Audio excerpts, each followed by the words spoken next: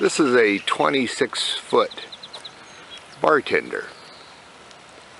It was first registered in 2011 and then actually christened and put into service in April of 2012.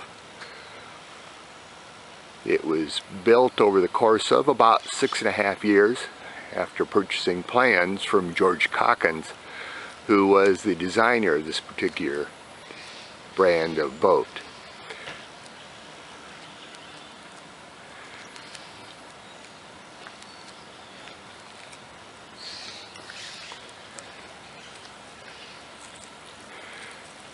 Nice boat. George had his boat building plant at Lincoln City, Oregon, and was very impressed with the dories that came in and out of the surf near Cape Kiwanda and other areas in that general vicinity, and wanted to design a boat that had all the wonderful sea-keeping properties of the dories and yet had the strength and speed of a powerboat.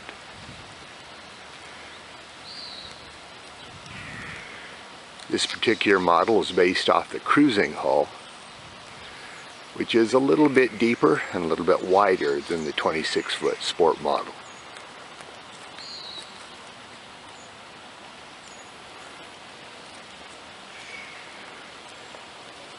The boat is built, sheathed in marine plywood, Okome plywood. The framing is kaya, also known as African mahogany. Some white oak in appropriate places, like near the stems, some of the spray rails and guardrails. The entire exterior of the hull and the decks and cabin top and rooftop are then sheathed with fiberglass. All the other interior areas are all epoxy encapsulated.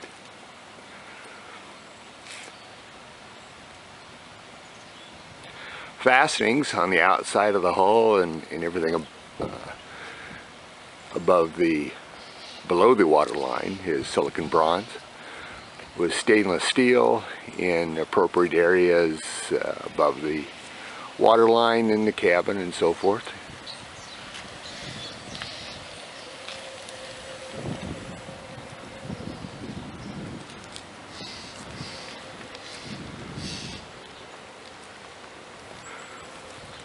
The trailer I purchased new. Of course, it was heavily customized. They put the guard in the back to protect the running gear and also installed a ladder in the front to make it easy to get aboard when you're at a ramp or a place like this. Try to go up the ladder.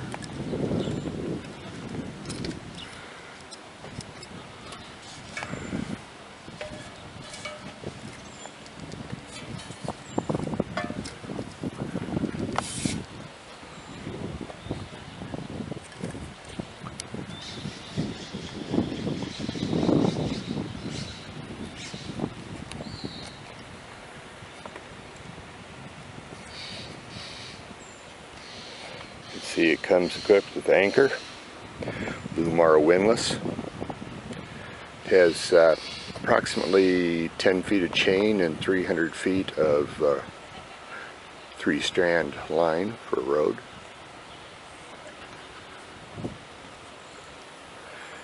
The boat has a full suite of electronics. You can see the radome on top, all Garmin electronics.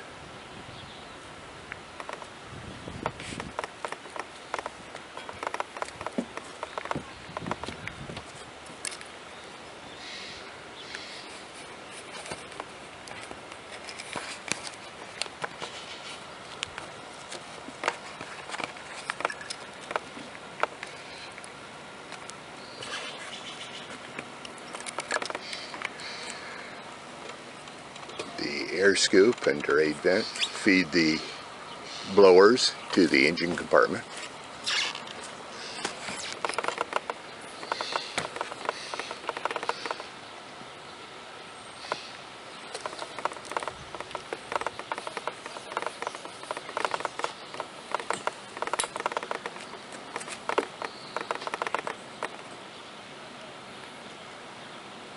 The hatch you see now is the access down to the rudder and the bilge blowers and one of the bilge pumps. There's also a hatch on the aft deck that it goes to a small storage compartment.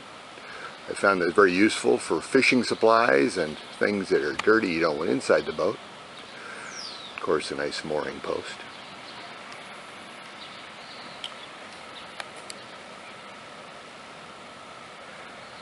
Side storage.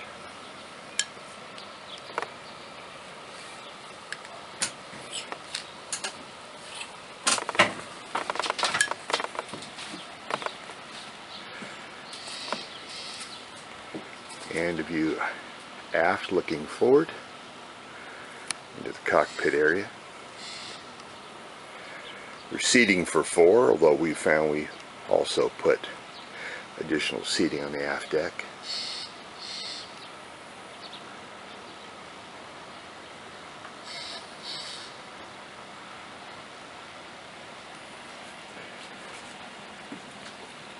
One of the priorities during this build was safety. And one of the things that has been very nice is this tall railing and high coaming. There's absolutely no way someone's going to fall out of this boat. You feel very secure and have lots of places to hold on to.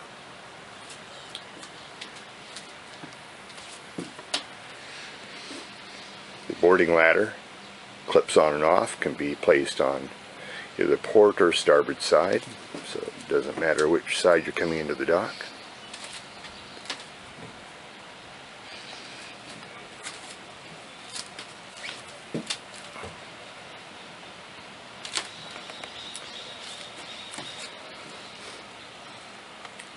Different hatches allow access down into the bilge as necessary. This happens to go down into where the transducer and washdown pump are located.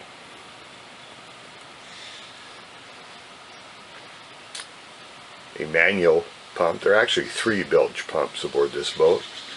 One electric amidship, one electric aft, and this manual one, in case everything else is gone, it also runs amidship.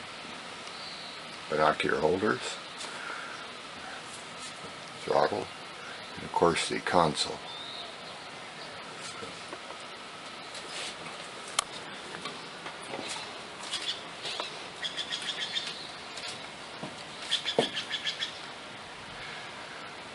Chose to put the sink and cooking area on the outside. Figured that most of our time would be spent not in the cabin but outside, which has proved to be true. That countertop either hangs down, and I have a gimbaled stove that hangs on the stainless bracket, or else you can flip it up to give yourself more counter space. Inside the cabinet is a 5-gallon water supply, an electric on-demand pump, feeds into the sink.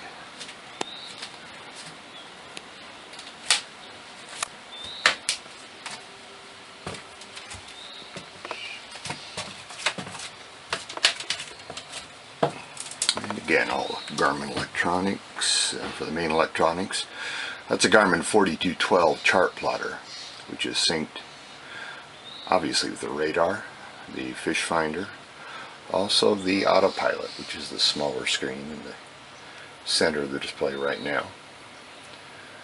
Really a handy item to have. Plot a route, tell the boat to take you there, and it will. There are twin 60-gallon fuel tanks for a total of 120 gallons aboard this boat, so we have the displays for both port and starboard tanks, how much fuel you have, your gauges, horn, hour meter, bilge pumps, and there's also a windlass switch there. I have windlass switches both out on the deck by the windlass itself and here at the helm, so the windlass can be operated at both locations. Small T-handle in the center is a trolling valve control.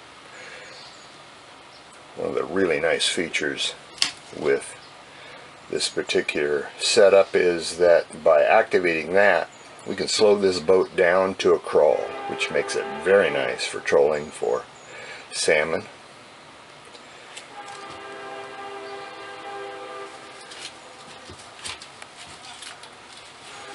And then into the cabin.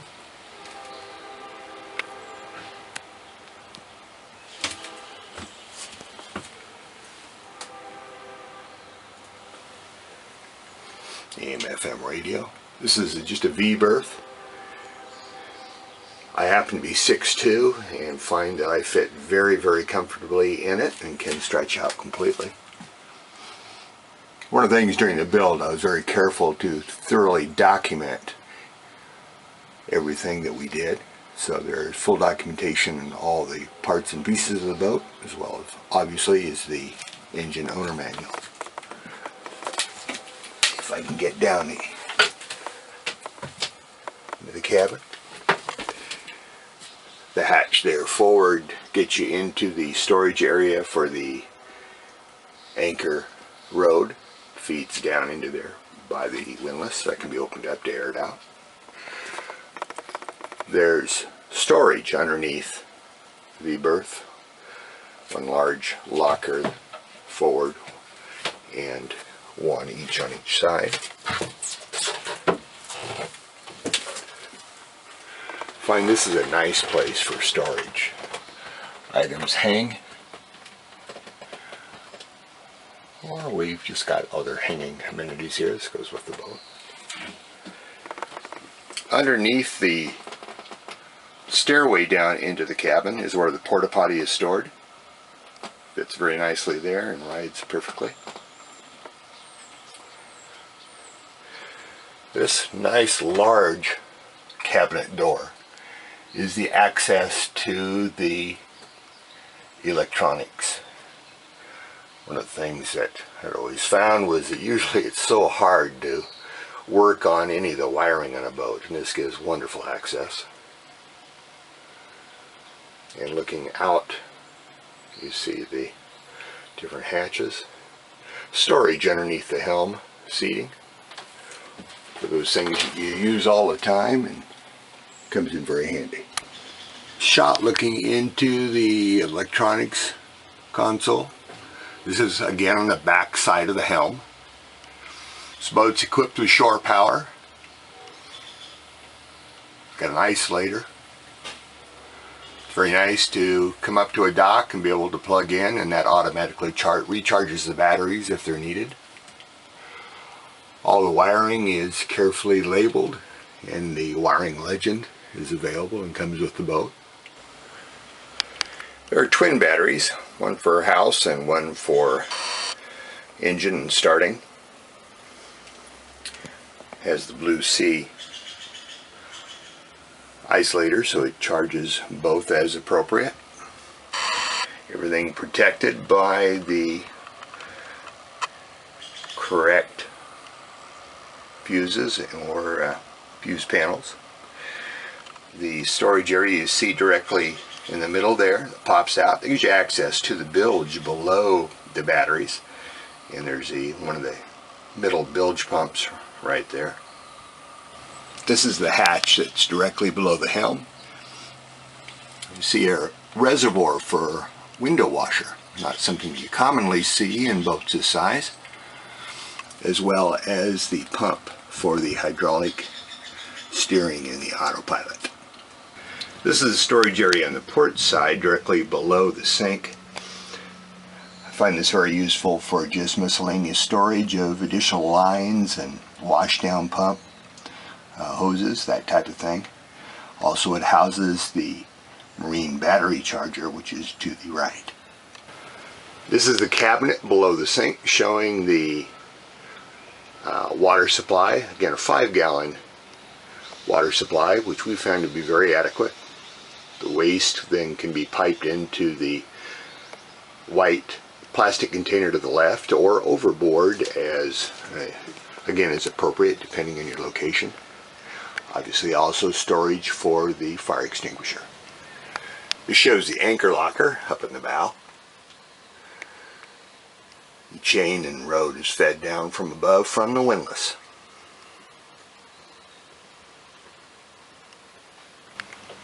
And of course the power plant. This boat is powered by a Crusader 5.7 liter gas powered engine. It's multi-port fuel injected. It's always started immediately, is run like a top. As of this recording, it has just under 200 actual hours on it. It was purchased new and installed new with the boat. Actually sat without being run for a couple of years while the boat was completed. It's freshwater cooled. Has a PSS dripless shaft to the transmission.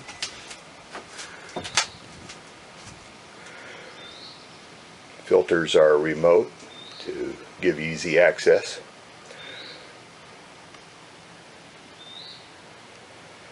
Has 330 horsepower and pushes this boat very nicely. You can throw the throttle to it, and I have had it up in excess of 30 knots for short bursts. Normally I don't run it over 4 grand, and at 4 grand, depending on how you're weighted and loaded and sea conditions, you're running between 21 and 23 knots and burning about 2 nautical miles gas at the rate of 2 nautical miles per gallon. At the same time, you can also throttle back and just go into cruise mode and run in displacement mode at just barely over an idle. Of course, you're sipping gas at that point, and this boat handles either way very, very nicely. This is the rear hatch, showing access down to the rudder post. Also that's the pump, the arm for the hydraulic steering. Gives you access to the bilge blowers that are on either side, as well as the aft bilge pump.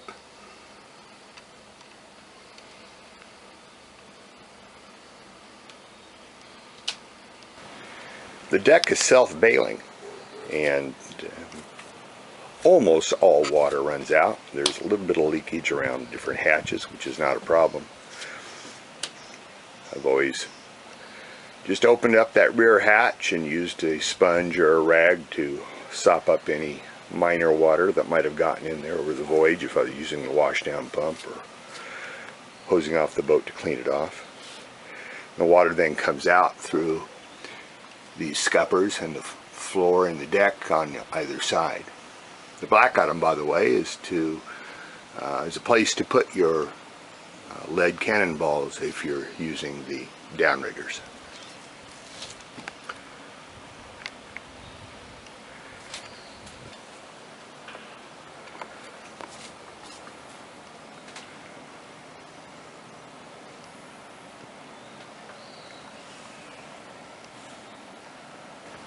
And last but not least, the hatch just to the rear of the engine with the washdown pump and the through hull transducer for the fish finder, as well as obviously the muffler as it exits from the engine.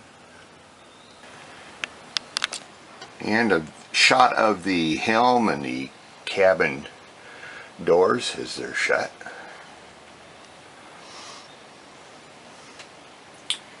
Also notice there the wireless remote control for the autopilot. That's a very nice feature. You don't have to sit right at the helm. Obviously you have to maintain a proper lookout at all times, but especially when we're fishing, I can be to the rear of the boat helping net a fish if we're out in the ocean and know their boats are around, and I can still control the boat from aft. And a VHF radio with DSC, also slaved to the GPS, so it shows your coordinates. That has an 8-foot digital antenna, and the reception is excellent.